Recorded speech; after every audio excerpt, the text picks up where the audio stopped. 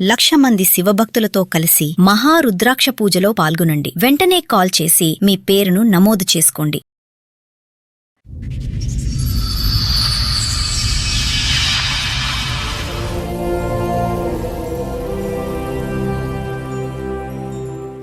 ఇంతకుముందు పెళ్ళయింది, డైవర్స్ అయింది కోర్టు నుంచి. తర్వాత 2017లో వేరే అబ్బాయితో మ్యారేజ్ చేసుకున్నాం.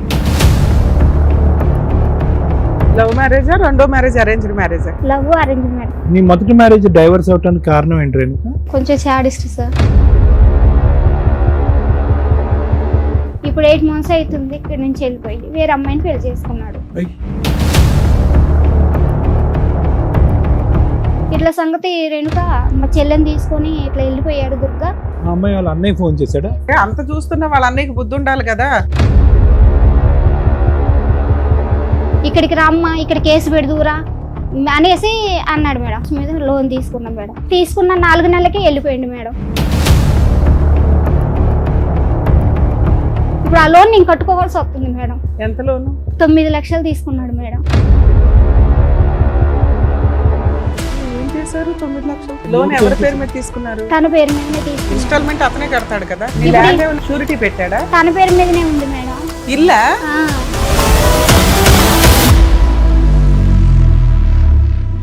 మోసానికి కూడా ఒక హద్దు ఉందమ్మా. వాళ్ళని తీసుకెళ్లేటప్పుడు టిప్కి 10,000 మేడం. 10,000 అయ్యో, ఒక ఆడపిల్ల సొమ్ము తినేసి ఏం సాగు చేస్తారు? మ్యారేజ్ అయినట్టు ఫొటోస్ ఏమైనా ఉన్నాయా? ఆ ఫొటోసే లేవు మేడం. అది ఒక్క తప్పే జరిగింది మేడం. ఆ అమ్మాయి లేకపోతే నేను దమ్ము కబుర్లని నువ్వు నమ్మేవు. ఒక సెల్ ఫోన్ తో కూడా ఒక ఫోటో తీసుకోలేదమ్మా. రేణుక వచ్చింది మన దగ్గరికి. మీరు కొంచెం పెద్దరికంతో మంచి సెటిల్మెంట్ ఏదో చేశారట, అదెందుకు ఫెయిల్ అయింది? వాళ్ళు May 15th అంతవరకు ఆగు అన్నాక నువ్వు ఎందుకు ఆగలా? ఈ మాట వాళ్ళు విన్నారంటే మళ్ళీ హర్ట్ అవుతారు తెలుసా? బుద్ధుండాలా మీకు? 9 years ఒకటి తగులుకున్నప్పుడు బుద్ధుండాలా? పిల్ల వయసు ఎంత చెప్పు? 13 సంవత్సరాల పిల్లలు మా ముందు కూర్చోబెట్టావు. అక్కడ నీ క్యారెక్టర్ ఏంటో ఆ పిల్లకి తెలియాలి. ఇక్కడ అమ్మ నువ్వు కూడా నేర్చుకో అమ్మా, ఇలా చేస్తే 9 ఏళ్ళు ఒకనే వచ్చి అప్పులు తీరుస్తాడు అని. ఆ పిల్లలు బయట కూడా కూర్చోబెట్టలే. నువ్వు ఏం భాగవతం చెప్దామని లోపల తీసుకొచ్చావు. అమ్మని బయటకు పంపించండి ప్రశాంత్. నమస్తే, సుమన్ టీవీ సమర్పిస్తున్న పద్మవ్యూహం కార్యక్రమానికి స్వాగతం. మరి ఈ కార్యక్రమంలో మనతో పాటు ఉన్నారు ప్రముఖ హైకోర్టు అడ్వకేట్ రమ్యాకుల గారు. నమస్తే మేడం. నమస్తే అండి. ప్రముఖ సైకియాట్రిస్ట్ డాక్టర్ కళ్యాణ్ చక్రవర్తి గారు. నమస్తే సార్. నమస్తే మేడం. సార్, మేడం రేణుక గారు ఆవిడ సమస్య చెప్పుకోవడానికి ఇక్కడి వరకు వచ్చారు. ఆవిడ సమస్య ఏంటనేది అడిగి తెలుసుకుందాం. నమస్తే అమ్మా. నమస్తే మేడం. ఇంతకు ముందు పెళ్ళయింది, డైవర్స్ అయింది కోర్టు నుంచి. ఎంత కాలం క్రితం పెళ్ళయింది? అప్పుడు మీ వయసు ఎంత? అప్పుడు 18 సంవత్సరాలు. ఓకే. 2010లో అయింది. ఓకే. 12లో అమ్మ పుట్టింది. ఓకే. తర్వాత నాకు 2013లో డైవర్స్ అయింది. ఓకే. తర్వాత 2017లో వేరే అబ్బాయితో మ్యారేజ్ చేసుకున్నాం టెంపుల్ లో. ఓకే. ఇక్కడ హైదరాబాద్ లోనే. లవ్ మ్యారేజా రెండో మ్యారేజ్ అరేంజ్డ్ మ్యారేజా? Love arrange marriage. రెండు కలిపి. ఇంట్లో వాళ్ళందరూ ఒప్పుకొని చేశారు. మీ అమ్మాయిని కూడా యాక్సెప్ట్ చేశాడు అతను? ఫస్ట్ చేశాడు మేడం. ఫస్ట్ వద్దన్నా నేను, నాకు వద్దు, ఎందుకంటే నీకు పెళ్లి కాలేదు, మళ్ళీ రేపు ఏదైనా సిచ్యువేషన్ వస్తే ఇప్పుడు నాకు ఇట్లా జరిగినట్టే రేపు అట్లా జరిగిద్ది, వద్దు అని. అతనికి పిల్లలు ఉన్నారమ్మా? లేదు సార్, పెళ్లి కాలేదు సార్. ఏంటి అతను నీకంటే చిన్నోడా? పెద్దోడే సార్. పెద్దోడే. నేను మొదటి మ్యారేజ్ డైవర్స్ అవడానికి కారణం ఏంటి రేణుక? ఆయన కొంచెం బాగా డ్రింకర్, కొంచెం సాడిస్ట్ సార్. అందువల్ల ఫస్ట్ అతను ఏం పని చేసేవాడు, రెండో అతను ఏం పని చేస్తాడు? మార్బుల్ టైల్స్ వేసేది మేడం. ఫస్ట్ అతను. రెండో అతను పబ్ లో అకౌంటెంట్ గా చేసేది. ఇక్కడ మన కాంపెన్సేషన్ ఏమైనా తీసుకున్నావా ఫస్ట్ హస్బెండ్ దగ్గర నుంచి? భరణం ఏం తీసుకోలేదు మేడం, ఏం లేదు. లవ్ ఎలాగమ్మా అంటే ఇప్పుడు మీరిద్దరు పాపం చూసుకుంటూ నువ్వు బ్రతుకుతున్నావు 4 సంవత్సరాల పాటు, అటు ఇటు చూడలేదు. హాట్ కప్ కాఫీలో వాచ్మెన్ ఇక్కడే ఉన్నాం మేము. అయితే తను చూసి తను అందులోనే చేసేవాడు. నా గురించి తెలుసుకొని ఇష్టపడి ఇట్లా. హాట్ కప్ లో ఉండేవాడు. ఇప్పుడు కూడా అక్కడే చేస్తాడు, అకౌంటెంట్. తర్వాత నాకు ఇష్టం, నేను చేసుకుంటా, అమ్మ వాళ్ళకి ఇష్టం ఉన్నా లేకపోయినా నేను చేసుకుంటా అని చేసుకున్నాడు మేడం. టెంపుల్ కి వెళ్ళి చేసుకున్నాడు. మీ ఇంట్లో వాళ్ళు వచ్చారా? మీ అమ్మ నాన్న వచ్చారా? మదర్ లేరు. ఓకే. నానే ఉన్నారు, చనిపోయారు. ఎంతకాలం క్రితం? ఇప్పుడు 9 years అవుతుంది. ఎలా చనిపోయారమ్మా? ఆమెకి హెల్త్ ప్రాబ్లం అయ్యి. అబ్బాయి వాళ్ళ ఇంట్లో ఒప్పుకున్నారా? ఒప్పుకోలేదు మేడం. వాళ్ళ మదర్ ఒక్కరే ఉన్నారు, ఒప్పుకోలేదు. నువ్వు ఏ ధైర్యంతో చేసుకున్నావు పెళ్లి? ఒప్పుకోపోయినా నేను చూసుకుంటా, అంతా నాకు సంబంధం లేదా. తర్వాత మేము ఫోన్ చేసాం, ఫోన్ చేసి వాళ్ళ అమ్మకి చెప్పాం. ఎవరైనా యాక్సెప్ట్ చేస్తారా? పెళ్లి కాని కొడుక్కి పెళ్లి అయిపోయి డైవర్స్ అయిపోయి అట్లా నేను ఫస్ట్ చెప్పాను మేడం. నువ్వు చెప్పావులే తల్లి, నీకు జాగ్రత్త ఉండాలి కదా. ఓకే. అయిన తర్వాత చేసుకున్నాం, మంచిగా 2017లో అయిందా మీ పెళ్లి? మంచిగానే ఉన్నాము. ఇక్కడ నుంచి లాక్డౌన్ లో మా ఇంటికి వెళ్ళాం మేడం. అయితే మీ నాన్న అడుగు, ఇల్లు కట్టుకుందాం, ప్లేస్ ఉంది కదా అని అన్నారు మేడం. అన్న తర్వాత పిల్లలు ఏమైనా పుట్టారా? లేదు మేడం, పాపే. పాపే. ఎక్కడ ప్లేస్ ఉందమ్మా మీకు? అక్కడ మా ఈ విలేజ్ లో నాన్నగారు వాళ్ళ ఇంటి దగ్గర. అక్కడ ఇల్లు కడతా ఉన్నా. మేమిద్దరం ఆడపిల్లగలం సార్. అయితే ఇక మా నాన్న దాన్ని పాత స్థలాన్ని చెరిసగం ఇచ్చాడు సార్. దాంట్లో ఆ ప్లేస్ లో ఇల్లు కట్టుకున్నాం మేడం. ఇక ఇక్కడ పనిచేసిన డబ్బులన్నీ ఇక్కడే నేను ఇళ్లలో పనిచేసేది. ఇక ఆ డబ్బులతోటి కట్టుకున్నాం మేడం. కట్టుకున్నాం, మంచిగానే ఉన్నాం. ఇప్పుడు 8 months అవుతుంది ఇక్కడ నుంచి వెళ్ళిపోయి వేరే అమ్మాయిని పెళ్లి చేసుకున్నాడు.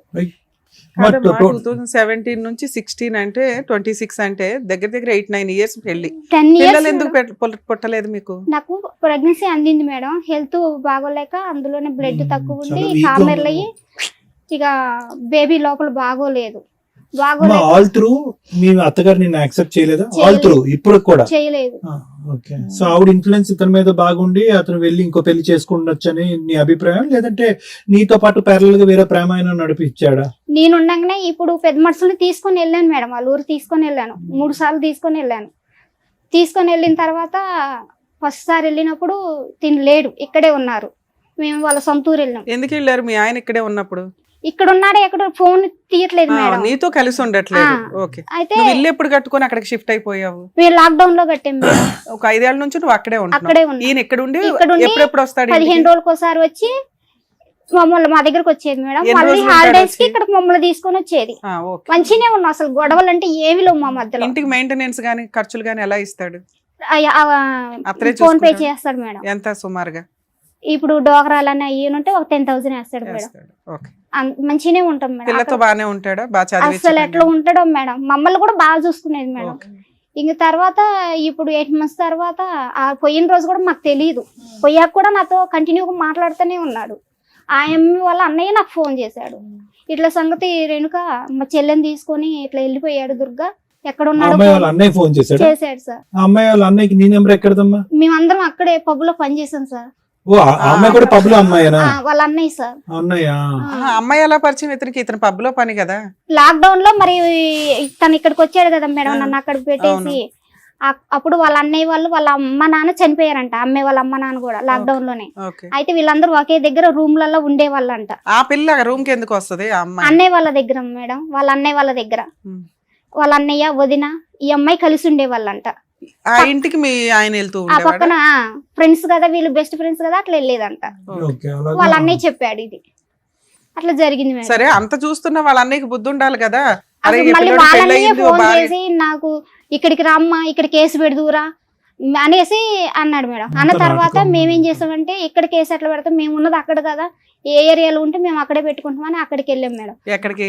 మా విలేజ్ దగ్గర ముదిగొండ మండలం అని అక్కడ పెట్టాను. ఎక్కడైతే కట్టుకున్నావా అక్కడ ఆ మండలంలో పెట్టాను మేడం. పెట్టిన తర్వాత వాళ్ళు ఏం చేశారంటే ఎన్నిసార్లు ఫోన్ చేసినా లిఫ్ట్ చేయట్లేదు.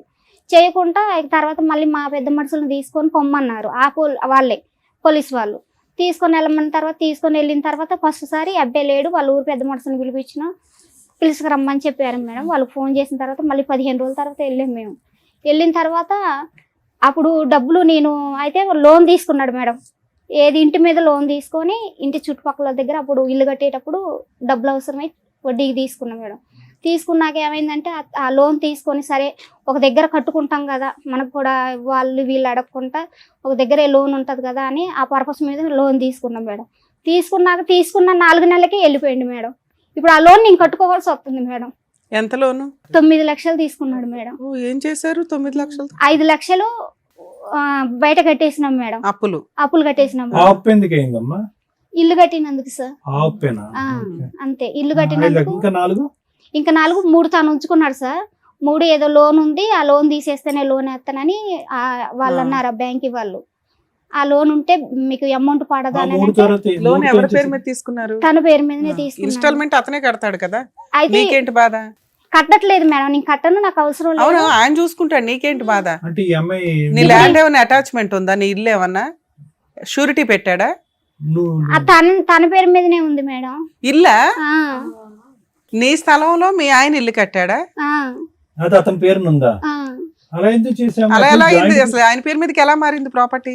స్థలం నీదేనా? మీ నాన్న నుంచి మీకు వచ్చినదేనా? అవును మేడం. ఇల్లు మీ ఆయన ఎవరు కట్టినా కూడా స్థలం నీ పేరు మీద, ఇల్లు నీ పేరు మీదే ఉంటది కదా తల్లి. మీ ఆయన పేరు మీదకి రిజిస్ట్రేషన్ ఎట్లా అయింది? నువ్వు చేసావా? వాళ్ళు రిజిస్ట్రేషన్ వాళ్ళు ఏమన్నారంటే, అమ్మ ఇది మీ నాన్న పసుపు కుంకాల కింద ఇచ్చిండు కదా, గిఫ్ట్ గా ఆయనకి ఇచ్చినట్టుగా గిఫ్ట్ రిజిస్ట్రేషన్ చేసావా? అలాంటి ఒక సలహా ఎవరు ఇచ్చారు తల్లి నీకు? వాళ్ళే ఇచ్చారు ఎవరు? మేడం. వాళ్ళంటే ఎవరు? ఆ రిజిస్ట్రేషన్ చేసే వాళ్ళే ఇచ్చారు, వాళ్ళు మేనేజ్ చేసారా? లేకపోతే నాకు అసలు తెలియదు. వాళ్ళు మేనేజ్ చేసి చెప్పించాడు ఇలాగా? అంతే అయి ఉంటుంది. ఏమో నాకు సరే తల్లి, గిఫ్ట్ రిజిస్ట్రేషన్ మీ ఆయన పేరు మీద ఉంది. బ్యాంక్ వాళ్ళు లోన్ కి దీనికి ఏమి సంబంధం? లోన్ తిని పేరు మీదనే కదా మేడం అయితే? తీసుకుంది. ఇప్పుడు నన్ను బెదిరిస్తున్నారు, ఇంటికి వచ్చి ఇంటికి తాళం వేస్తాం అది ఇదని. అసలు ఇంటికి తాళం ఎందుకు వేస్తానన్నారు? అది నాకు అర్థం కావట్లా. షూరిటీ పెట్టాడా ఇంటిని తీసుకెళ్లి? ఆ, ఈ బ్యాంక్ కాగితాలు తీసుకెళ్లి పెట్టి అదే amount ఇంటి తీసుకు- కాగితాలు తీసుకెళ్ళి తీసుకెళ్లి షూరిటీ పెట్టి తీసుకుంటాం. లోన్ against అందుకని property బ్యాంక్ వాళ్ళు తీసుకున్నాడు. ఇన్స్టాల్మెంట్ కట్టట్లేదు కాబట్టి ఇల్లు మేము స్వాధీనం చేసుకుంటాం, యాక్షన్ వేస్తాం అంటున్నారు. ఆ, అయితే మేడం పెద్ద మనుషులు కడిగిపోయాక వాళ్ళ దగ్గర లాస్ట్ సారి వెళ్ళినాం, డిసెంబర్ లో వెళ్ళినాం మేడం. వెళ్ళిన తర్వాత 6 పోలీస్ లక్షలు స్టేషన్ లో కేసు ఏమైంది? పోలీస్ స్టేషన్ లో కేసు ఏమైందంటే, ఈ పెద్ద మనుషులు తీసుకోమని వాళ్ళే చెప్పారు మేడం. ఓకే. వీళ్ళని తీసుకొని వెళ్ళమ్మా, ఇంకా వాడు ఇక్కడికి రావట్లేదు కదా, వీళ్ళని తీసుకొని వెళ్ళానంటే ఆ ఊరోళ్ళు ఉంటారు కదా మేడం, నాయకులు కొద్దిగా. అయితే వాళ్ళని తీసుకొని వెళ్ళిన తర్వాత లాస్ట్ లో డిసెంబర్ లో తీసుకొని వెళ్ళిన తర్వాత ఏమన్నారు మేడం, 2 కిస్తీలు నువ్వు కట్టుకో, మళ్ళీ నీకు 3వ నెలలో మేము ఖచ్చితంగా ఫిబ్రవరి 28 కల్లా నీకు వేసే బాధ్యత మాదని ఒప్పించిన తర్వాత 6 లక్షలకి లోన్ పోదు కదా అని అట్లని నేను కొద్దిగా అడిచికాకు చేసి, నాకు వద్దు 6 లక్షలు వద్దనేసి అని అన్న తర్వాత ఈ పెద్ద మనుషులు ఏం ఓకే, చేశారు నీకు ఫుల్ అండ్ ఫైనల్ సెటిల్మెంట్ ఒక 6 లక్షలు అన్నారు. ఓకే. అన్న తర్వాత ఈ పెద్ద మనుషులు ఏం చేశారు, నేను వద్దన్నాక తీసుకున్న తర్వాత మేము ఆ లోన్ మాపి చేపించే బాధ్యత మాదన్నారు మేడం. సో నీకు 6 లక్షలు ఇచ్చారు? ఇయ్యలేదు మేడం, 1,00,000 కొట్టి 15 రోజులు అవుతుంది మేడం. ఉమ్. అయితే మరి మిగతాయి కనీసం ఇప్పుడు 6 లక్షలు అన్నా కూడా 3 లక్షలు కూడా కొట్టలేదు మేడం. మిగతా 5 లక్షలు వేయనంటే అంటే ఆ పెద్ద మనుషులు లెక్క చేయట్లేదు మేడం. ఫోన్ చేస్తే రెస్పాండ్ లేదు, అసలుకి ఇంకా ఫోన్ వాళ్ళ ఎత్తట్లేదు. అన్నయ్య ఏమంటున్నాడమ్మా? ఎవరన్నాయి సార్? అమ్మాయి వాళ్ళ ఆ అమ్మాయి వాళ్ళని మాకు ఇంక సంబంధం లేదు, ఇంక వాడితో పోయినప్పుడు మాకు సంబంధం లేదని. అందరూ దగ్గరుండే చేస్తుంటారుగా ఇది. ఇదంతా ఎట్లా అంటే సార్, నాటకం ఆడి చేశారు. మరి మీ నాన్న అక్కడే పని చేస్తున్నారు కదా, అక్కడ ఉండడా వాడు? ఇప్పుడు- మానేసాడా? ఇప్పుడు లేదు సార్, అందరం ఊరెళ్ళిపోయినాం సార్. నాన్న కూడా ఆ వెళ్ళిపోయాడు. నాన్నకి యాక్సిడెంట్ అయింది సార్, ఆయన కొంచెం బ్రెయిన్ కి బాగోదు సార్. మరి పని చేస్తున్న కాడ దగ్గరికి వెళ్ళి వాడిని నిలదీలేకపోయావమ్మా? అప్పుడు చేయట్లేదు కదా సార్, అప్పుడు ఊర్ల మీద పడి తిరుగుతున్నాడు, నేను ఎక్కడికి వస్తా ఎప్పుడు వస్తాను ఇక్కడికి కాదు అన్నట్టుగా. ఇప్పుడైనా ఇప్పుడు ఈ పెద్ద మనుషులు అలా పెట్టినాం కదా సార్, వీళ్ళు ఇప్పుడు ఇక్కడికి వచ్చింది 1 వచ్చాక లక్ష అయితే వేసారమ్మా. 1 లక్ష వేశారు సార్. 6 లక్ష ఈఎంఐ పోయిన నెల కట్టారు మేడం. ఈ నెల కట్టడానికి ఆ ఈఎంఐని ఫోన్ చేస్తున్నా వాళ్ళు రెస్పాండ్ అవ్వట్లేదు, మళ్ళీ వాళ్ళ దగ్గర పెట్టుకుని డబ్బులు కట్టట్లేదు. మళ్ళీ నువ్వే కట్టుకోలేము. అంటే వాళ్ళు వాళ్ళ దగ్గర ఉంచుకున్నారు పెద్ద మనుషుల అంటున్నావా కాడే నువ్వు? ఉన్నాయి మేడం. అతను కట్టేశాడా పెద్ద మనుషులకి? పోయిన నెలలో కట్టాడు మేడం, ఈ నెల కట్టలేదు మేడం. బ్యాంక్ కే కట్టేయచ్చు కదా, పెద్ద మనుషులకి ఎందుకు ఇవ్వడం? అంటే 6 లక్షలు ఇన్స్టాల్మెంట్లు 6 లక్షలు తీసుకొని ఒకేసారి లోన్ కూడా మాఫీ చేస్తామని అన్నారు కదా మేడం. 6 లక్షలు 5 లక్షలు వేయలేదు కదా. అయితే ఆ వేసిన తర్వాత మాఫీ చేపిద్దాం అన్నట్టుగా వీళ్ళు కూడా ఆగారు, కానీ వీళ్ళని కూడా లెక్క చేయట్లేదు. 5 లక్షలు వేయలేదు మేడం. ఆ 1,00,000 రూపాయలు వేసారు. ఆ 1,00,000 రూపాయలు పోయిన నెల ఒక 20,000 కట్టారు మేడం. ఈ నెలలో లోన్ అసలు కట్టలేదు. నేను ఫోన్ చేస్తున్నా వాళ్ళు ఎత్తట్లేదు, ఈఎంఐని ఫోన్ చేస్తున్నా ఎత్తట్లేదు. పోలీస్ స్టేషన్ కేసు ఏమైంది? అది ఎందుకు ఆపేసావు? అదేందుకంటే ఈ పెద్ద మనుషులే అంత గూడుగుటాని చేస్తున్నారు మేడం. ఇప్పుడు ఈ అబ్బాయి నువ్వు అందరినీ ఇక్కడికి నమ్ముతూనే ఉన్నావు. నువ్వు మొదటి నుంచి పొద్దున్న ఇప్పటి వరకు నుంచి గుడ్డిగా నమ్మటం నేను లేదు. ఇక్కడ ఏడ్ చేస్తున్నా, పొద్దున్న నుంచి కూడా వస్తున్నాననే సార్తో చెప్పారు. ఇంతవరకే అబ్బాయి రాలేదు. మళ్ళీ ఆ పెద్ద మనిషి ఫోన్ చేసి తను వెళ్ళమంటే వెళ్తాననేసి అని అన్నారంట. ఆ పెద్ద మనిషి చెప్పిన తర్వాత కూడా నేను రాను, నాకు అసలు నేను చేయాల్సిన నేను చేసిన, నాకు సంబంధం ఈ లేదని పెద్ద మనిషి అయితే కనుక వాళ్ళతో టచ్ టచ్ లోనే లోనే ఉన్నాడు సార్. సో మనం పెద్ద మనిషికి రీచ్ అవుట్ అవుతే కనుక ఖచ్చితంగా మనకి ఏదో సొల్యూషన్ పోతా దొరుకుతుంది. సార్. ఎవరు ఈ పెద్ద మనిషి అమ్మా? రామారావు గారని, కాదు ఎవరు? ఊరు పెద్ద? అంటే సర్పంచా లేకపోతే ఇంతకు ముందు కుల సర్పంచ్, పెద్ద? ఇప్పుడు మాజీ సర్పంచ్ మేడం. ఇక్కడికి ఎందుకు వచ్చారమ్మా మీరు? ఆ లోన్ కోసమే మేడం. అసలు నాకు ఏం అర్థం కావట్లేదు మేడం. ఎంత లోన్ ఇప్పుడు ఎంత ఉంది ఇంకా? ఇప్పుడు 9 లక్షలు సార్ తీసుకొని ఇప్పుడు 1 ఇయర్ అవుతుంది సార్. అసలు మొత్తం అంతా కలిపి ఎంత ఉంది సుమారుగా? క్లియర్ చేయాలంటే ఒక 10 ఉంటుందా? ఉంటుంది సార్. అందులో 1 లక్ష వచ్చింది నీకు. ఆ 1 లక్ష అటువైపు పంపించావా? బ్యాంక్ వేసావా? ఆ 1,00,000 రూపాయలు పంపిలేదు సార్, వాళ్ళు బ్యాంక్ కూడా తీసుకెళ్ళాలి. ఒక 20,000 ఈఎంఐ కట్టారు సార్ పోయిన నెలలో. ఈ నెలలో కట్టడానికి వాళ్ళు కూడా కట్టట్లేదు సార్. 1 లక్ష ఇప్పుడు పెద్ద మనుషుల దగ్గర ఉంది, వాళ్ళ నా దగ్గర కాదు. నాకు ఇయ్యలేదు మేడం. ఆ నీ 1,00,000 అకౌంట్ లో వేసారన్నావు? నా అకౌంట్ లో కాదు మేడం, వాళ్ళ అకౌంట్ లోనే అంటే వేశారు. బాబోయ్. మోసానికి కూడా ఒక హద్దు ఉందమ్మా. సెట్ అయిపోయింది వాళ్ళ దగ్గర. వాళ్ళకి ఇప్పుడు దాకా టైం స్పెండ్ చేసిన దానికి వసూలు చేసుకున్నట్టు. అంతే అంతే, వాళ్ళకి రావాల్సిన డబ్బులు వసూలు చేసుకున్నారు. వాళ్ళని తీసుకెళ్లేటప్పుడు టిప్కి 10,000 మేడం. 10,000. అయ్యయ్యో, ఒక ఆడపిల్ల సొమ్ము తినేసి ఏం సాగు చేస్తారు వాళ్ళు. ఇల్లు మీ ఆయన పేరు మీద చేసేటప్పుడు మీ నాన్న కూడా ఏం మాట్లాడలేదమ్మా? అంటే మంచిగానే ఉంటుండగా మేడం. మ్యారేజ్ అయినట్టు ఫొటోస్ ఏమైనా ఉన్నాయా మీ ఆ దగ్గర? ఫొటోసే లేవు మేడం. ఎందుకు? అది ఒక్క తప్పే జరిగింది మేడం.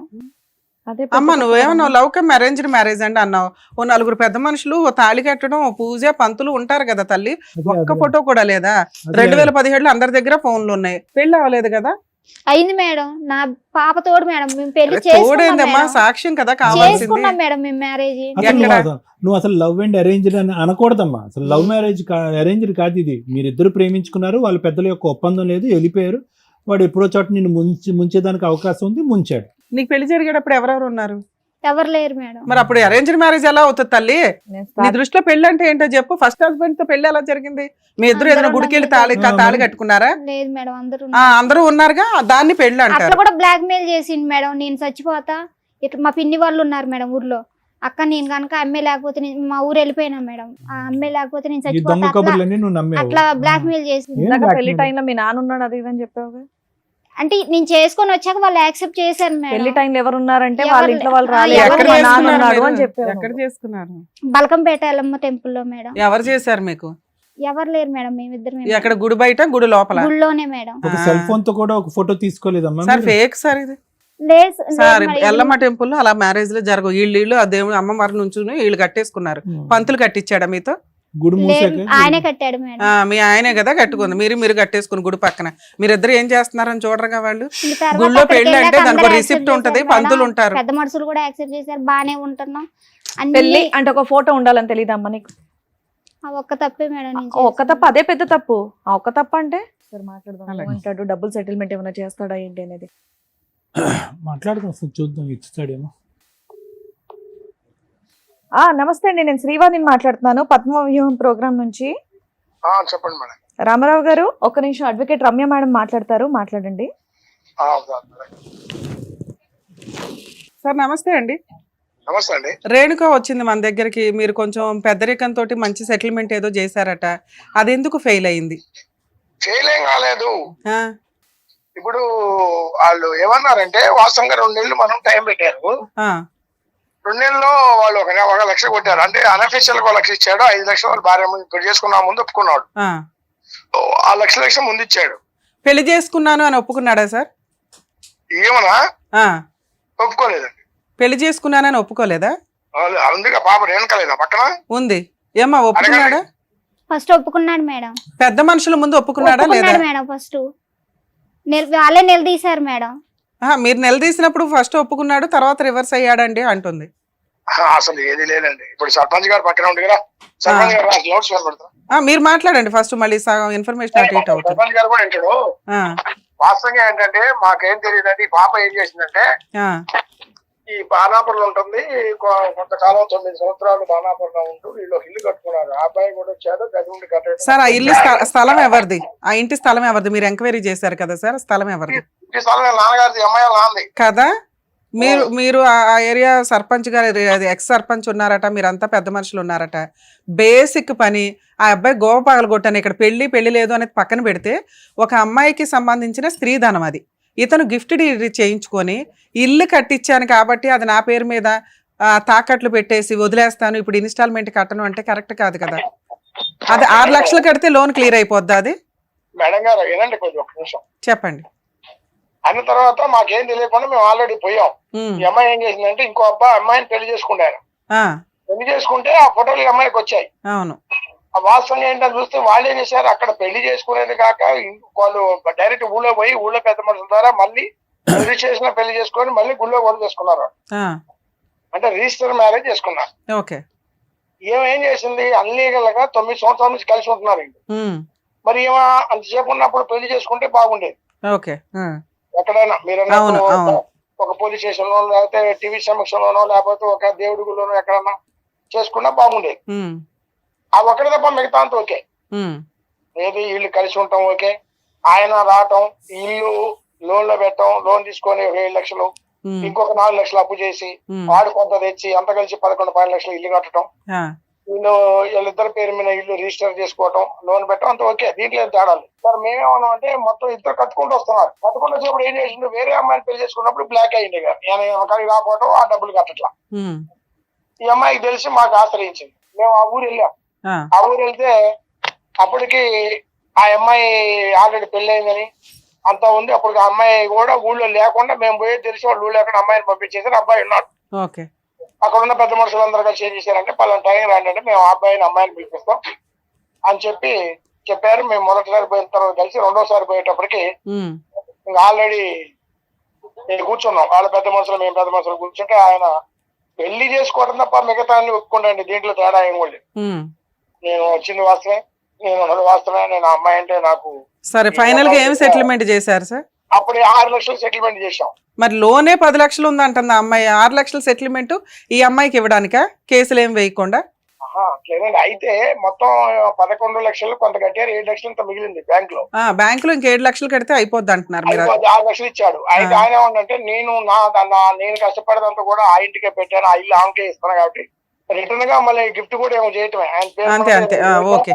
లోన్ క్లియర్ చేసి ప్రాపర్టీ ఇవిడ పేరు మీద రిజిస్ట్రేషన్ చేయడం, మొత్తం ఎవరి పేరు మీద వాడు 6 లక్షలు ఇస్తే కట్టుకోవడం, క్లియర్ చేసుకోవడం, పిల్లల్ని పెట్టుకోవడం, బతకటం అంతే. ఓకే, బాగా వెళ్ళిపోతున్నా, నాకు సంబంధం లేదని చెప్పి అనడం. 2 నెలలు టైం పెట్టామండి. ఓకే. 2 నెలలు దాటి 15 రోజులు అయింది వాస్తవం. ఓకే. మేము గట్టి ఫోర్స్ చేసి అడిగాం. అడిగిన తర్వాత టోటల్ గా వాళ్ళు ఏమన్నారంటే, మేమన్నా పెద్ద మనుషులు మీకు అగ్రిమెంట్ రాయించుకున్నాం, మేము తెలివి ఏం చేసాం, ఆ భార్య భర్తలతో అగ్రిమెంట్ రాయించాం అమ్మాయికి. సూపర్.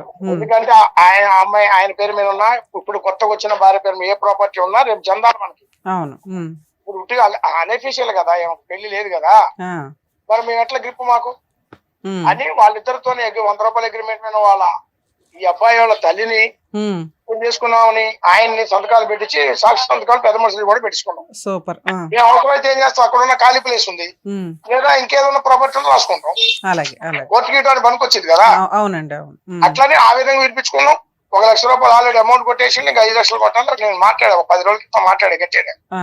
సార్ పెద్ద మనిషి మా మాట పోతుంది, మీరు ఏంటి చేశారు, మరి మేము కట్టుబడి వచ్చాం కదా మాటకి, మరి 2 నెలలు దాటితే మా దగ్గర అగ్రిమెంట్ ఉంది, మీరు ఒప్పుకున్నటువంటి ఆ అమ్మాయికి ఆధార్ కార్డు ఉన్నాయండి, ప్లస్ ఈ అమ్మాయి పేరు ఆ అమ్మాయి పేరు మెన్షన్ చేసి ఉంది, మాకు రేషన్ కార్డు కూడా ఇప్పించినాం, రేషన్ కార్డు కూడా ఆయన భర్త పేరు ఉంది, చాలా ఒకటి లేకపోతే మిగతా ఉన్నాయి కదా, మేము దీన్ని కోర్టుకి వేస్తాం ఇదని చెప్పి బెదిరిస్తే ఆయన ఏమన్నట్టు పెద్ద మనిషి ఒక టోన్ పని లేదండి, నేను మే 15వ తారీఖు నాడు మీరు వచ్చేసేయండి, వాడు ఇచ్చిన ఇవ్వకపోయినా నేను 5 లక్షలు మీకు ఇస్తా, ఇచ్చి అమ్మాయి కాడ ఉన్న కాగితాలు తీసుకొని అమ్మాయికి ఏం చేయాలో అది చేసి పంపిస్తాను. ఆ మాట ఓకే అన్నాడు. కానీ ఈ అమ్మాయి 1 లక్ష రూపాయలు కొట్టిన తర్వాత 20,000 తీసి లోన్ కట్టింది. 80,000 మా దగ్గర ఉన్నాయి పెద్ద మనుషుల దగ్గర. కనీసం మీ దగ్గరకు వచ్చేప్పుడు కానీ మిమ్మల్ని ఆశ్రయించినప్పుడు మమ్మల్ని అడగాల లేదా చెప్పండి, న్యాయంగా చెప్పండి. అడగాలి, తప్పులేదు. ఇప్పుడు ఫైట్ ఒక్కడ కాదు, మేము కూడా మీ అనుకుని ఫైట్ చేస్తాం, మేమే తోలుతాం, పెద్ద మనుషులు కూడా వస్తాం. వాస్తవంగా జరిగింది మేడం కానీ టీవీలో మీరు ఏం చేసినా వాస్తవంగా మరి ఇట్లా చేశాడు, ఇట్లా మోసం చేశాడు, మమ్మల్ని కూడా మేము కూడా చెప్తాం కదా. సరే, ఆ అమ్మాయి ఫోన్ మీరు కాదు సార్, 1 సెకండ్ సార్, మీరు నిజంగా ఈ మధ్య కాలంలో పెద్ద మనుషుల కంటే మీ దగ్గర సెటిల్మెంట్ చాలా సూపర్ గా ఉంది, అన్ని ప్రాపర్ వేలో తీసుకున్నారు. ఆ అమ్మాయి ఫోన్ చేస్తుంటే లిఫ్ట్ చేయట్లేదట, మరి ఎవరు సమాధానం చెప్పట్లేదు మేడం, అందుకే ఎక్కడికి వెళ్ళాలో తెలియదు. ఇంకోటి ఏంటి తెలుసా అండి, ఈ అమ్మాయి ఏం చేసిందంటే టైం లేట్ అయితేనే వీళ్ళిద్దరూ ఇంత ముందు దిగిన ఫోటోలు అయ్యి ఆ భార్యకి పంపించింది. ఓకే, సరే, ఆ భార్యకి అయితే అన్ని తెలుసు కదండి, అమ్మాయికి ఏం తెలియకుండా అయితే పెళ్లి చేసుకోదుగా. వాడు తెలిసి కాబట్టి ఏం పంపించాల్సిన పని కూడా నేనన్నా వాడేమంటే అన్న మళ్ళీ పంపించడం ఎందుకంటే నేను అలాగే డబ్బులు ఇస్తాను కదా అంటే నేనన్నా అది లేట్ అయితే దాన్ని పంపినట్టుంది లేదా, దానికి పెద్ద ఇబ్బంది ఉంది, డబ్బులు ఇచ్చింది అనుకో నీ ఫోటో డిలీట్ చేస్తాం, అగ్రిమెంట్ రాస్తాం, ఆ అమ్మాయి ఆ ప్రాపర్టీ ఓకే అయిపోద్ది, తర్వాత అగ్రిమెంట్ నువ్వు వాట్సాప్ లో పెట్టరాదు, ఆమె నీకు సంబంధం కొంపలే మూడుతున్నాను అంతే. అని అయిపోయిన తర్వాత ఏముంది, ఇంకా ఆ అమ్మాయి ఏదో టెన్షన్ లో ఉండి ఎక్కడి దాకా వచ్చి ఉంటుంది, మీరు దానికోసం టెన్షన్ సీరియస్ గా తీసుకోకండి, ఎందుకంటే మిమ్మల్ని నమ్మ ఒక అభాగ్రాలు వచ్చింది, మీ వరకు మీ వంతు ప్రయత్నం మీరు హెల్ప్ చేయండి.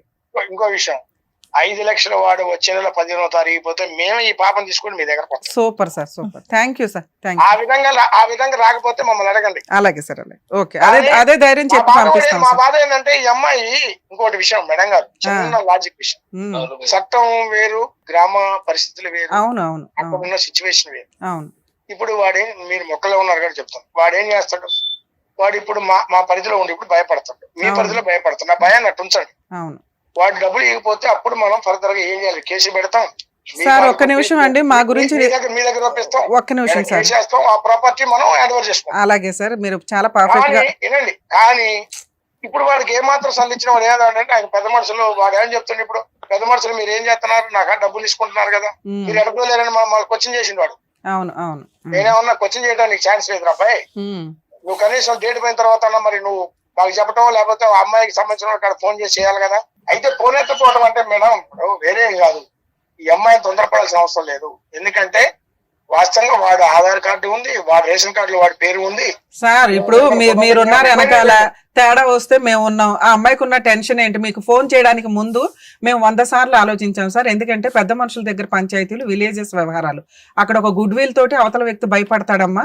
అక్కడ చేయి దాటిపోయినాక మా దగ్గరికి రావాలి అంటే, మేడం నా ఫోన్ తీయలేదు మేడం, అందుకని అన్నాక అబ్బాయికి ట్రై చేసాం. ఇప్పుడు ఇందాక నుంచి ఫోన్ తీసిన అబ్బాయి ఇప్పుడు ఫోన్ తీయల. ఆ అబ్బాయి ఫోన్ తీసుంటే అసలు మీకు ఫోన్ చేసే వాళ్ళం కూడా కాదు. కానీ చేయడం వల్ల తెలిసిందండి మీరు ఎంత మంచిగా అమ్మాయికి సెటిల్ చేశారని. ఆ అమ్మాయికి కౌన్సిలింగ్ ఇచ్చి అయితే పంపిస్తాం సార్. మీరు ఈ విషయాన్ని సీరియస్ గా తీసుకోకండి. అట్లా super sir, super. Okay sir, అలాగే సార్, థ్యాంక్ యూ అండి.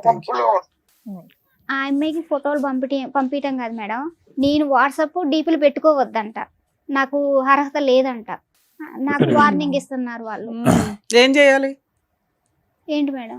ఏం చేయమంటావు నువ్వు? నాకు ఈ ఒక్క సాయమే మేడం. ఏ సహాయం? ఆయన ఫోటో పెట్టుకోవాలి, పర్మిషన్ ఇవ్వాలి, ఆస్తి లోన్ కట్టించేయాలి, పర్మిషన్ ఇవ్వాలి, నీ పేరు మీద గిఫ్ట్ రిజిస్ట్రేషన్ చేయాలి, పర్మిషన్ ఇవ్వాలి. నిన్ను 2 క్వశ్చన్లు అడిగితే ఆ 2 క్వశ్చన్లకి నువ్వు నిజాయితీగా ఆన్సర్ చెప్పాలి. 9 years మ్యారిటల్ రిలేషన్, నీకు ప్రెగ్నెన్సీ ఎందుకు రాలేదు అంటే తుప్పుడి రీజన్ చెప్పావు. ఒక్క నిమిషం తల్లి, వచ్చింది పోయింది, ఎవడో నమ్మవు. నువ్వు అభాషణ చేయించుకున్నావో నిజంగానే పోగొట్టుకున్నారు. పిల్లల్ని కనే అవకాశం ఉంటే 9 సంవత్సరాల్లో పిల్లలు పుట్టకుండా ఉండరు. వచ్చింది పోయింది, మళ్ళీ కనాలిగా. లీగాలిటీ ఎక్కడొక్కడ ఉండాలిగా. ఎన్ని అబార్షన్స్ అయినాయమ్మా? ఒకటే సార్. పెళ్ళేమో లవ్ మ్యారేజ్ మ్యారేజ్ అన్నావు. అక్కడ నేను ఆడ ఉండడం, వర్క్ చేయించుకోవడం, తను ఏడ ఉండడం సార్. తర్వాత మళ్ళీ ఒక 3 years నుంచి నన్ను ముట్టుకోపోయి ఎందుకు ముట్టుకోవట్లేదు ఏందని అని అడిగితే నాకు ఆడికి వచ్చి ఏదో రీజన్ చెప్పేది మేడం. మీరు ఎపిసోడ్లు తీసుకునేటప్పుడు కూడా కొంచెం ఆలోచించండి. ఇట్లాంటి అన్ని తీసుకొని అన్నెసరీ పెద్ద మనుషులు 100% నీకు వర్క్ చేస్తే నువ్వు ఇక్కడికి వచ్చి వాళ్ళ మీద కంప్లైంట్ రేస్ చేస్తావు. మేము మాట్లాడడానికి ముందు ఒకసారి ఆలోచించి నీతో అన్నాం. పెద్ద మనుషులు సార్ మీతో అన్నానా లేదా? పెద్ద మనుషులు ఫీల్ అవుతారు సార్. వాళ్ళు సెటిల్మెంట్ వాళ్ళు May 15th అంతవరకు ఆగు అన్నాక నువ్వు నిజంగా మేడం ఈ మాట వాళ్ళు విన్నారంటే మళ్ళీ హట్ అవుతారు తెలుసా? హట్టు కాదు మేడం, నాకు నిజంగా తెలియదు సార్.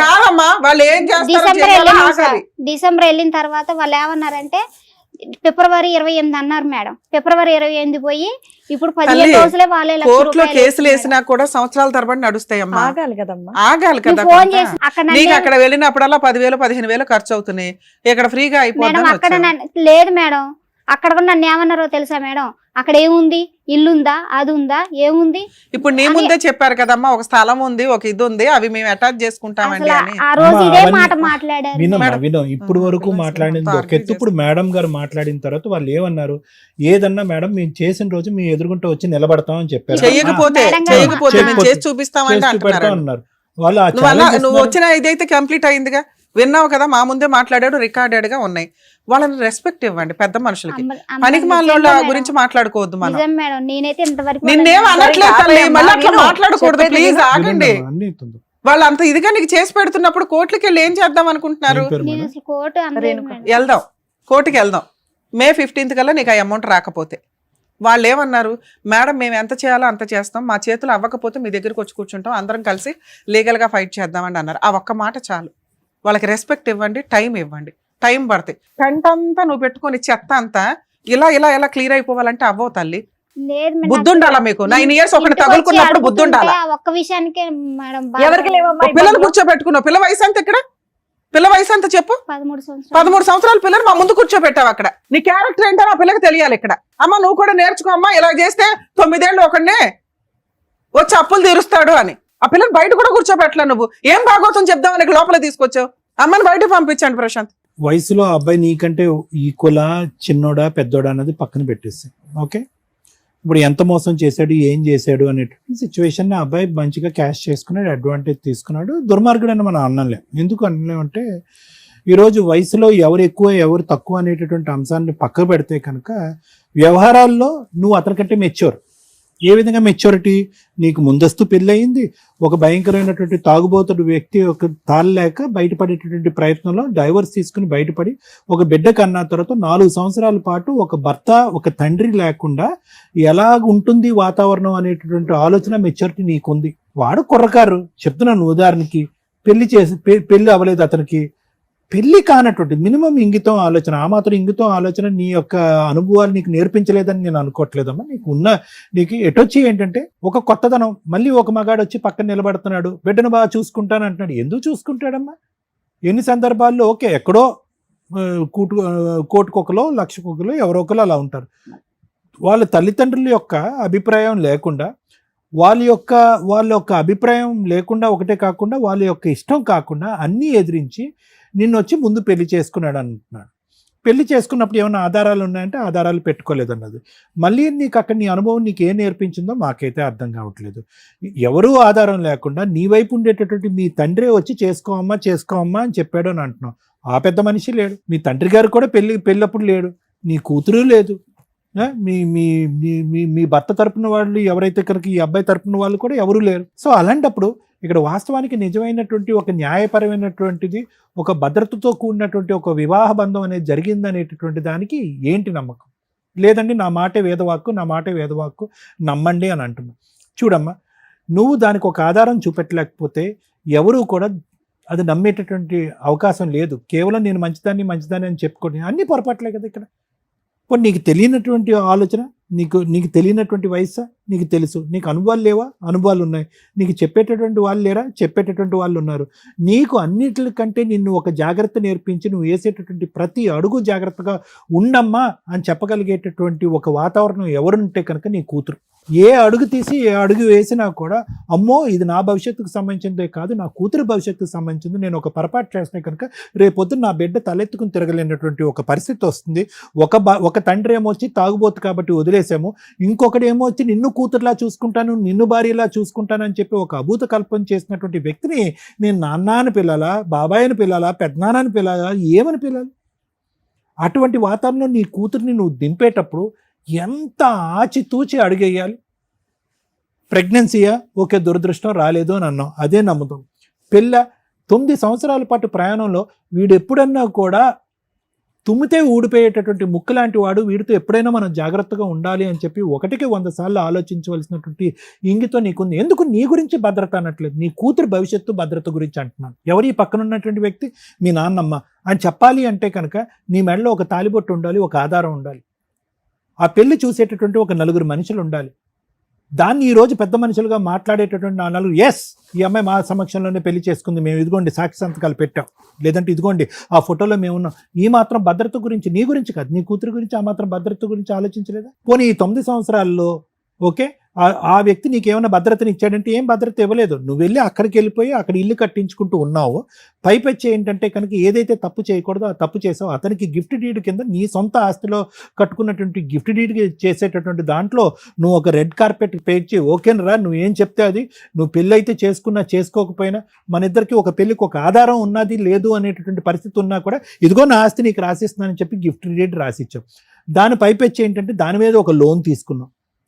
ఈరోజు అసలు గోల పక్కన పెట్టి వేరే గోల ఎక్కువలే. ఈరోజు నీకున్నటువంటి ఏకైక ఆధారం, నీకేమీ లక్షల కోట్ల ఆస్తి లేదు, దాని మీద పైపెచ్చి అప్పు. ఇప్పుడు అది మాట్లాడుకోలేనటువంటి పరిస్థితి ఈరోజు. నా మొగుడు నా భర్త ఎక్కడికి వెళ్ళిపోయాడు అనేది అంటే ఎంత దిక్కుతోచినటువంటి చిక్కుముడి సమస్యల్లోకి నువ్వు ఇరుక్కుపోయావు. ఒక పక్కన ఇక్కడ భర్త గురించి పోరాడాలా, ఆ బిడ్డ తండ్రి గురించి పోరాడాలా, లేదంటే నీకు ఉండేటటువంటి ఏకైక ఆస్తి గురించి పోరాడాలా, లేదంటే 10-11 లక్షలకు సంబంధించినటువంటి అప్పు భారాన్ని ఎవరు తీరుస్తారని పోరాడాలా, తెలియనటువంటి పరిస్థితి. అలాంటి క్రమంలో అంటే నేను ఇవన్నీ ఎందుకు చెప్తున్నాను అంటే కనుక ఆలోచన ముందు కాకుండా తర్వాత వస్తే కనుక దాని యొక్క సాధక బాధకాలు ఏంటి అనేది నేను నీకు చెప్తున్నాను. ఆలోచన ముందు నువ్వు సింగిల్గా ఉండి ఆలోచన లేదండి నేను పొరపాటు చేశాను, నువ్వు దిక్కున్నటువంటి బురదగుంట్లో నేను దిగానంటే అది వేరే విషయం. నీకు ఒక కూతురుండి నీ భవిష్యత్తు మీద ఆ అమ్మాయి భవిష్యత్తు ఆధారపడుతుంది అని అనుకున్నప్పుడు నిన్ను నమ్ముకుంటూ నిన్ను పట్టుకుని ఒక సముద్రాన్ని ఈడేటటువంటి ఒక ఆడపిల్ల నీతో పాటు ఉన్నప్పుడు ఒకసారి కాదమ్మా 100 సార్లు ఆలోచించారు. మీ తండ్రి ఆలోచించాడా లేదా, మీ చుట్టాలు ఆలోచించారా లేదో నాకు తెలియదు, కానీ నువ్వైతే మాత్రం ఖచ్చితంగా ఆలోచించాలి. ఎందుకంటే ఆ మాత్రం ఇంగితం, ఆ మాత్రం మెచ్యూరిటీ ఒక బిడ్డను కన్నటువంటి ఒక తల్లిగా నీకు ఉండాలి, తప్పదు. నువ్వు క్యారెక్టర్లెస్ అమ్మాయి అని అనట్లేదు, కానీ తీసుకోవాల్సినటువంటి జాగ్రత్తలు తీసుకోకపోవటం వల్ల ఈరోజు చిక్కుముడి సమస్యలు. మరి ఏంటి డాక్టర్ గారి పరిష్కారం అంటే కనుక ఇప్పుడు ఉన్నటువంటిది ఏంటంటే నువ్వు చేసినటువంటి తప్పులకి ఈరోజు తలదించుకుని ఎవరైతే కనుక నీకు హెల్ప్ చేయడానికి ముందుకు వస్తారో వాళ్ళు చేయి పట్టుకుని ముందుకు వెళ్ళటం తప్ప నీకు ఇంకో దారి లేదు. ఇక్కడ మిత్రుల్ని పెంచుకోవాలి కానీ శత్రువుల్ని పెంచుకోవాల్సినటువంటి పరిస్థితి కాదు ఇక్కడ. ఆ పెద్ద మనిషి డబ్బులు తింటున్నారా, ఏం చేస్తున్నారా, ఇదంతా పక్కన పెట్టు. ఈరోజు ముందు వచ్చి వాళ్ళు ఎదురుగుంటా కూర్చుని సంతకాలు పెట్టుకుని వాళ్ళ వంతు ప్రయత్నం ఒకరు చేస్తున్నప్పుడు వాళ్ళ మాటకు ఒక రెస్పెక్ట్ ఇద్దాం. వాళ్ళు వచ్చి నీకు ఎందుకు చేయాలి, చేయవలసినటువంటి అవసరం ఏముంది? సరే డబ్బులే తినేస్తున్నారని అనుకుందాం, వాళ్ళు ఒక టైం లైన్ ఇచ్చారు కదా, ఆ టైం లైన్కి రెస్పెక్ట్ ఇద్దాం. నెంబర్ 1. ఆ మనిషి మళ్ళీ నీ దగ్గరకు వస్తాడనో నీతో కాపురం చేస్తాడో, ఎందుకంటే వాళ్ళు శుభ్రంగా పెద్దల సమక్షంలో పెళ్లి చేసుకున్నారు, దానికి సంబంధించినటువంటి ఆధారాలన్నీ సంపాదించుకున్నారు. ఇక్కడ కేవలం నువ్వెవరు అంటే కనుక అందరు ఎదుర్కొంటే అతను చెప్పేది ఏంటంటే గర్ల్ ఫ్రెండ్ అని చెప్తాడు, అంతే. ఇంకా అంతకంటే ఏం చెప్తాడు? ఆ బిడ్డకి అతను తండ్రి కాడు, పోనీ మీ ఇద్దరికి కలిపి ఒక బిడ్డ లేడు అని చెప్పి మీ ఇద్దరు పెళ్లికి ఒక ఆధారం లేదు, ఒక పెద్ద మనిషి లేదు, ఒక ఫోటో లేదు. సో అతను ధైర్యంగా కాలర్ ఎగరేసుకుని అది పెళ్ళి, నువ్వు గర్ల్ ఫ్రెండ్ అన్నట్టుగా చెప్పుకుంటున్నాడు. సో మళ్ళీ ఇంకోసారి జీవితంలో మోసపోయావు. అప్పుడేమొచ్చి మీరు తల్లిదండ్రుల దగ్గరుండి చేసినటువంటి పెళ్లి వల్ల మోసపోయావు, అనాలోచితంగా వ్యవహారం తెలియకుండా. ఇప్పుడేమొచ్చి నువ్వు తొందరపడి చేసుకున్నావు. అందులో ఏంటంటే ఒక క్యారెక్టర్, ఒక ఆలోచన, ఒక వ్యక్తిత్వం ఉన్నటువంటి ఒక తల్లి.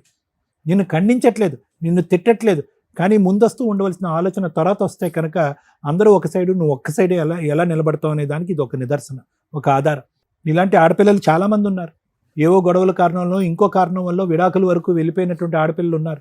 వాళ్ళకు ఒక బెడ్ ఉంటారు. నేను అనేది ఏంటంటే నాకంటూ ఒక తోడు ఆలోచించిన దానికంటే నా పక్కన నిలబడేటటువంటి వ్యక్తి నా బిడ్డకు ఒక ఆధారం కింద, ఒక తండ్రి కింద నిలబడతాడా, లేదంటే నట్టేటు ముంచుతాడా అని చెప్పి నువ్వు సింగిల్గా తీసుకునే ఆలోచన కంటే డబల్గా నీ కూతురు తరపున, నీ తరపున తీసుకునేటటువంటి ఆలోచన వెనకతల బలం చాలా ఎక్కువ ఉండాలని చెప్పడమే నా ఉద్దేశం. ఇవన్నీ పక్కన పెడదామమ్మా. ఆ పెద్ద ఆయన మేడంకి చాలా రెస్పెక్ట్ ఇచ్చి, మేడంతో చాలా మర్యాదగా మాట్లాడి, ఈ వేదిక యొక్క ఇంపార్టెన్స్ తెలుసుకుని, అమ్మో ఇక్కడ ఈ వేదిక వరకు వచ్చింది అంటే అమ్మాయి రేపొద్దున ఇంతకుముందు చేసినటువంటి వాయిదాలు మనం ఇప్పుడు చేయలేము, ఇప్పుడు ఏది మాట్లాడినా ఖచ్చితంగా మాట్లాడాలి అని చెప్పి పబ్లిక్లో ఇన్ని కెమెరాలు ఎదురుగుంటా అతను ఒకటి ఒప్పుకున్నాడు. మేడం నేను ఖచ్చితంగా చేసి చూపెడతా, నేను చేయని రోజు మీరు అడగండి. అతను కూడా నెక్స్ట్ 2027 మే అనలేదు, 2026 మే 15 అన్నాడు. అంటే మహా అయితే కనుక ఒక నెల రోజుల లోపే, నెల రోజులు సుమారుగా. సో కాబట్టి నీకు ఒక భరోసా, ఈ వేదికకి నమ్ముకుని వచ్చినందుకు ఒక భరోసా వచ్చింది కాబట్టి అంతవరకు జరుగుతుందనే నమ్మకం నాకు ఉందమ్మా. అప్పటికీ జరగకపోతే మనం ఏం చేయాలన్నది ఆలోచిద్దాం. Thank you. నా దృష్టిలో మహిళలు, ఉమెన్స్ ఫైనాన్షియల్ సంపాదన అనేది చాలా అవసరం. వాళ్ళని పోషించుకుంటూ వాళ్ళ మీద ఆధారపడిన పిల్లలో, తల్లిదండ్రులు వాళ్ళని, కుటుంబాన్ని పోషించే స్టేజ్లో ఉండాలి. అది చదువు ద్వారానా, పనులు చేసుకుంటారా, ఏదన్నా మంచి బిజినెస్లు పెట్టుకుంటారా. ఒక స్త్రీకి సంపాదన అనేది ధైర్యాన్ని తీసుకొస్తుంది. ఒక స్త్రీ ఎప్పుడు ధైర్యంగానే ఉండాలి ఈ జనరేషన్లో. మీకు అర్థమవుతుందా? ధైర్యం అంటే సంపాదన. 2, క్యారెక్టర్ ఉండాలి. క్యారెక్టర్ ఉంది ఆ స్త్రీకి అంటే పొగరు. ఒక క్యారెక్టర్ అనేది పొగరు. ధైర్యంతో కూడిన పొగరుతో ఉన్న ఒక స్త్రీని టచ్ చేయాలంటే ఎవడన్నా భయపడతాడు. ఈ 2 ఉండాలి ఒక స్త్రీకి ఈ జనరేషన్లో, ఏ జనరేషన్లో అయినా. ఇవి 2 ఉన్న అమ్మాయి కాపురాలు నాశనం చేసుకోకూడదు. తల్లిదండ్రుల కన్నా ఉపయోగపడాలి, కుటుంబానికి ఉపయోగపడాలి. ఎవరైనా తప్పు మాట్లాడితే అరే నా భార్య ఉంది, మా అమ్మ ఉంది, నా కూతురు ఉంది అని చెప్పుకునే అంత గర్వంగా ఉండాలి. ఈ 2 లేని వాళ్ళు ఎవరన్నా ఇప్పుడు మిగులుంటే ఈ రెండిట్లోనూ ఏదో ఒకటి సంపాదించుకోవడానికి ట్రై చేస్తూ రెండో దాన్ని కంట్రోల్ చేసుకోండి. అంతే. సంపాదన లేకపోతే సంపాదించుకోవడం స్టార్ట్ చేయండి క్యారెక్టర్తో. క్యారెక్టర్ ఉంది అంటే మిమ్మల్ని టచ్ చేయడానికి భయపడతారు. వేలెత్తి ఎవరు చూపించారు, అట్లా చూపించే కుక్కల గురించి మాట్లాడుకోవద్దు. మీరు టెన్షనే పడొద్దు. అర్థమవుతుందా? ఇక ఇప్పుడు ఈ కేసు గురించి మాట్లాడితే ఇలాంటి వాళ్ళ కోసమే సుప్రీంకోర్టు ఎక్స్ట్రా మ్యారిటల్ అఫైర్స్కి ఒక బంపర్ ఆఫర్ ఇచ్చేసి ఇప్పుడు సహజీవనానికి కూడా లైసెన్స్ ఇచ్చారు. లైసెన్స్ అంటే మళ్ళీ అందరూ దుకాణం పెట్టకండి. ఎక్స్ట్రా మ్యారిటల్ అఫైర్స్ సూపర్గా మీ అందరికీ రీచ్ అయిపోయింది. సహజీవనం అంటే ఇలాంటి అభాగ్యులు కొంతమంది ఉంటారు, అవసరం కోసం సంపాదన లేక ఎవరో ఒక తోడు కావాలనుకొని మగాళ్ళు ట్రాప్ చేస్తే వాళ్ళను నమ్ముకొని ఉండడం. 9 ఇయర్స్లో ఆ అబ్బాయి పెళ్లి చేసుకోలే, వాడుకున్నాడు ఫుల్గా. ఇలా అన్యాయం అయిపోతున్న వాళ్ళు చాలా ఎక్కువ మంది. ఇప్పుడంతే మహిళలు ముదిరిపోయారు, కానీ ఇది కూడా ఒక ట్రాపే లేడీస్ది. కానీ మ్యాక్సిమం ఇన్ని 9 years అంటే మామూలు విషయం కాదు. ఏదో ఒక రోజు చేసుకోకపోతాడా, ఏదో రోజు ఒప్పించకపోతాడా అని ఇలా జీవితాలు సర్వనాశనం చేసుకొని జబ్బులు వచ్చేసి బయటికి ఇక బబ్లికం నమిలి ఊస్తే ఎట్లా వాళ్ళ జీవితాలు అలా అయిపోతూ మానసికంగా ఇబ్బంది పడుతున్న వాళ్ళు ఉన్నారని సుప్రీంకోర్టు ఇలా లాంగ్ టర్మ్లో లివిన్లో ఉన్న సహజీవనంలో ఉన్న వ్యక్తుల్ని కూడా భార్యాభర్తల కింద కన్సిడర్ చేస్తున్నారు. కొత్తగా ఈ దుకాణం పెట్టుకోకండి, క్యారెక్టర్ ఇంపార్టెంట్. ఎవడో మిమ్మల్ని వాడుకొని వదిలేయటం, ఎవరితో మిమ్మల్ని వాడుకొని వదిలేయటం ఇవి కరెక్ట్ కాదుగా. గౌరవంగా పెళ్లి చేసుకునే వాళ్ళనే నమ్మాలా, లేకపోతే అసలు నాకు అవసరం లేదురా అనుకొని లీగల్గా పెళ్లి చేసుకునే వ్యక్తితో ఈ సమాజంలో మనం ఏ రూల్స్ అయితే మనకున్నాయో ఈ టైం పీరియడ్లో వీటిని ఫాలో అవ్వడానికి చూడండి. అమ్మ మీ విషయానికి వస్తే, నీ కూతురు షో వింటుంది చూస్తుంది నా ముందు అని నాకు బాధేసి అన్నాను తన్ని. ఎందుకంటే ఆ పిల్ల వినకూడదు నీ గురించి. తెలుసండి, చిన్న పిల్లప్పటి నుంచి చూస్తుంది, 9 ఏళ్ళు అంటే దానికి 3 ఏళ్ల నుంచి చూస్తుంది అంటే చూడటం వేరు. తన దృష్టిలో నాన్న అతను. నువ్వు అదే అబద్ధం మాకు కూడా చెప్పు. తన దృష్టిలో ఆధార్ కార్డుల్లో, స్కూల్ సర్టిఫికేట్స్లో, మీరు ఫ్యామిలీ రేషన్ కార్డులో కూడా అతన్ని భర్తగానే పెట్టారు. కానీ ఏ రోజు తాళి కట్టుకుంటున్నట్టు ఫోటోలు తీసుకోవాలి. ఆ తర్వాత అన్న పూజలు చేసుకుంటూ ఫోటోలు తీసుకోవాలి. మాకొచ్చి లవ్ కమ్ అరేంజ్డ్ మ్యారేజ్ అండి అన్నావు. నీ దృష్టిలో అరేంజ్డ్ మ్యారేజ్ అంటే ఏంటి? గుళ్ళో మీరిద్దరు కట్టుకోవడాన్ని లవ్ మ్యారేజ్ అంటారు. మేడం లవ్ మ్యారేజ్ అండి అంటే అప్పుడు 9 yearsలో ఏ రోజు కూడా ఆ అబ్బాయి వాళ్ళ ఇంటికి వెళ్ళి నేను మీ కోడలననే చెప్పే ధైర్యం నీకు రాల. అతను తీసుకెళ్ళాల. అక్కడే నీకు తెలుసు నేను ఉంచుకున్న దాన్ని ఎప్పుడో ఒకప్పుడు లీగల్గా పెళ్లి చేసుకొని నన్ను తీసుకెళ్తాడు, నా అర్హత ఇంతే. 2 నాకు స్థలం ఉంది, అతను నన్ను వాడుకుంటున్నాడు, నేను అతనికి సేవలు చేస్తున్నాను, భార్యాభర్తలుగా ఉన్నాము, పిల్లకి తండ్రిగా మంచిగా ఉన్నాడు, ఇల్లు ఒకటి ఉంటే మాకంటూ ఒక షెల్టర్లో మేము మా తిండి మేము గంజి తిన్నా బతకగలుగుతాం అనుకొని ఇల్లు కట్టించుకోవడానికి ప్లాన్ చేసుకున్నారు. అందులో అతను కొంత అమౌంట్ పెట్టాడు. ఇల్లు లోన్ పెట్టాలంటే ఖచ్చితంగా అతని పేరు మీద ఏదైనా ప్రాపర్టీ ఉండాలి. ప్రాపర్టీ గిఫ్ట్ రిజిస్ట్రేషన్ చేయించుకున్నాడు. దాన్ని తాకట్టు పెట్టి లోన్ తీసుకొచ్చాడు. ఇప్పటిదాకా ఇన్స్టాల్మెంట్లో కూడా కట్టాడు. అతని దృష్టిలో అతను ఏదైతే విడిగా తీసుకొచ్చి అమౌంట్ ఇచ్చాడో నీకు ఇల్లు కట్టించి ఇవ్వడమే కాంపెన్సేషన్. లోను క్లియర్ చేయడం కోసం అతను తప్పించుకు తిరుగుతున్నాడు పెద్ద మనుషుల దగ్గర నుంచి కూడా. అర్థమవుతుందా? నీ కోసం పెద్ద మనుషులు ట్రై చేస్తున్నారు. వాళ్ళకి ఆ రెస్పెక్ట్ ఉండనివ్వండి. రోజు నీ ఫోన్స్ అటెండ్ అయ్యి ఫ్రీ సర్వీసులు చేయడం ఎక్కడ జరగదు. వాళ్ళకు ఒక గుడ్ విల్, ఒక అమ్మాయి ప్రాబ్లం సాల్వ్ చేస్తే పుణ్యం. నువ్వు సతీ సావిత్రి టైపులో పతివ్రతలాగా అమ్మో ఆయన్ని నేను వదిలేసి సెటిల్మెంట్ చేసుకొని వచ్చావు. నాకు నా ఇల్లు నాకు ఇస్తే చాలండి, ఆడ దరిద్రం వదిలితే చాలు అని. ఎందుకంటే అబ్బాయి నిన్ను చీ అనుకొని ఇంకో అమ్మాయిని పెళ్లి చేసుకున్నాడు. లీగల్గా లైసెన్స్డ్గా ఎవిడెన్స్లు పెట్టుకుంటున్నాడు 3 సార్లు చేసుకొని. అంటే నువ్వు అతనికి అవసరంలా. నువ్వు ఇచ్చిన పనిష్మెంట్ ఏంటి అంటే 9 ఏళ్ళు నిన్ను మోసం చేసినందుకు ఇల్లు కట్టించుకున్నట్టు లెక్క. దీన్ని ఎలా వసూలు చేయాలని చూసుకోవాలి. ఒకవేళ పెద్ద మనుషులు నీకు సెటిల్మెంట్ చెయ్యకపోతే నువ్వు ఈ చిల్లర పంచాయతీలన్నీ చేసుకుంటూ వెళ్ళొచ్చు. ఇంటి మీదకి వెళ్ళి నిరాహార దీక్ష చేయడం, పోలీస్ స్టేషన్కి వెళ్ళి కేసు పెట్టడం. నువ్వు పెట్టే కేసు చాలా పెద్దది. పెద్ద మనుషులకు కూడా కొంచెం లీగాలిటీ తెలియక మేడం పెళ్ళవలేదు అంటున్నారు. కానీ ఇప్పుడు నేనేం చెప్పాను తల్లి, సుప్రీంకోర్టు గైడ్ లైన్స్, మీ ఇద్దరు భార్యాభర్తలే, మ్యారేజ్ ఫోటోలు లేనంత మాత్రాన ప్రాబ్లం లేదు.